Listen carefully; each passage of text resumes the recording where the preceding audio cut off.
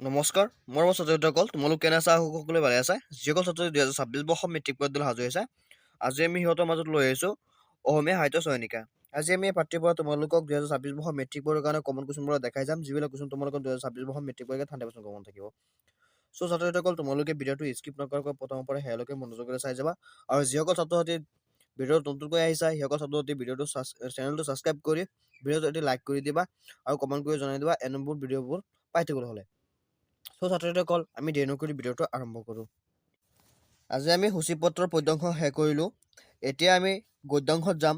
গদ্যাংশৰ পৰা তোমালোকক কমন কুৱেশ্যনবিলাক দেখাই যাম 2026 বৰ্ষ মেট্ৰিকৰ কাৰণে। তোমালোকে মনোযোগেৰে চাই যাবা আৰু সেইকেইটা কুৱেশ্যন তোমালোকে মুখস্থ কৰিবা। আৰু সেইকেইটা কুৱেশ্যন তোমালোকৰ 2026 বৰ্ষ মেট্ৰিক পৰীক্ষাত 100% কমন থাকিব। ছাত্ৰ-ছাত্ৰীসকল, এতিয়া চোৱা তোমালোকৰ গদ্যাংশৰ পৰা 6 নম্বৰ চেপ্টাৰটো আছে ছাত্ৰ জীৱন আৰু সমাজসেৱা। পাঠ্যৰ লেখক হ'ল ডিম্বেশ্বৰ নেওগ। আজি আমি পাঠ্যৰ পৰা তোমালোকক কমন কুৱেশ্যন দেখাই যাম। তোমালোকে কুৱেশ্যনবিলাক মনোযোগেৰে চাই যাবা।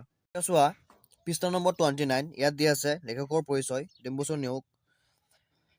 ইয়াৰ জন্ম কিমান তাৰিখত হৈছিল, মৃত্যু কিমান তাৰিখত হৈছিল, আৰু তেওঁৰ পিতৃৰ নাম কি আছিল, মাতৃৰ নাম কি আছিল, চবকেইটা ইয়াত দিয়া আছে।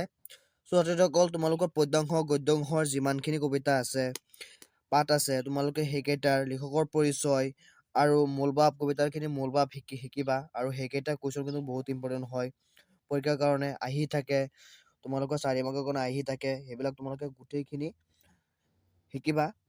আৰু যিমান কেইটা মই দেখাইছোঁ তোমালোকৰ পদ্যাংশত, সেইকেইটাৰ মূলভাৱ আৰু কবিতাৰ পৰিচয়খিনি, লেখকৰ পৰিচয়খিনি তোমালোকে ভালদৰে মুখস্থ কৰিবা। ছাত্ৰ-ছাত্ৰীসকল, এইবিলাক বহুত কমন থাকে। পৃষ্ঠা নম্বৰ 31 দিয়া আছে, তোমালোকে চোৱা। প্ৰশ্নাৱলীৰ পৰা শিকিবা অতি চমুকৈ উত্তৰ লিখা। 1 মাৰ্কৰ কাৰণে তোমালোকে ইয়াৰ পৰা শিকিবা ক, খ, গ, অংগ।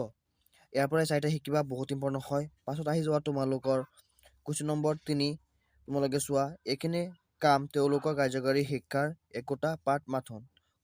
কোনখিনি কাম তেওঁলোকৰ ছাত্ৰ-ছাত্ৰীসকলৰ কাৰ্যকৰী শিক্ষাৰ একোটা পাঠ বুজাই লিখা, বহুত ইম্পৰ্টেণ্ট হয়। পাছত আহি যোৱা তোমালোকে 5 নম্বৰ কুৱেশ্যনটো, বহুত ইম্পৰ্টেণ্ট হয়।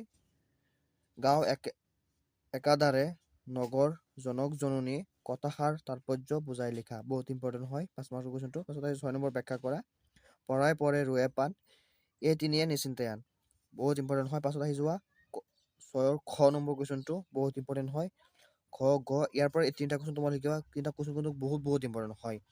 3টাৰ পৰা 2টা কমন থাকিব তোমালোকৰ 2026 বৰ্ষ মেট্ৰিক পৰীক্ষা। ছাত্ৰ-ছাত্ৰীসকল, তোমালোকে ইয়াৰ পৰা 3টা শিকিবা। আৰু যিকেইটা কুৱেশ্যন দেখাই আছোঁ, সেইকেইটা কুৱেশ্যন তোমালোকে মনোযোগেৰে চাই যাবা। এতিয়া চোৱা তোমালোকৰ বা বিভাগৰ পৰা বিপৰীত শব্দ লিখা। ইয়াৰ পৰা শিকিবা তোমালোকে ক্ৰুটি, সহযোগিতা আৰু পৌৰ। পাছত শিকিবা সমাৰ্থক শব্দ লিখা। ইয়াৰ পৰা শিকিবা সাম্য, অৰ্থকৰী, কাকত। পাছত শিকিবা বাক্য ৰচনা কৰা, নীতি বচন, কুচুক্ত, কপট। পাছত শিকিবা তোমালোকে লোন, তেল।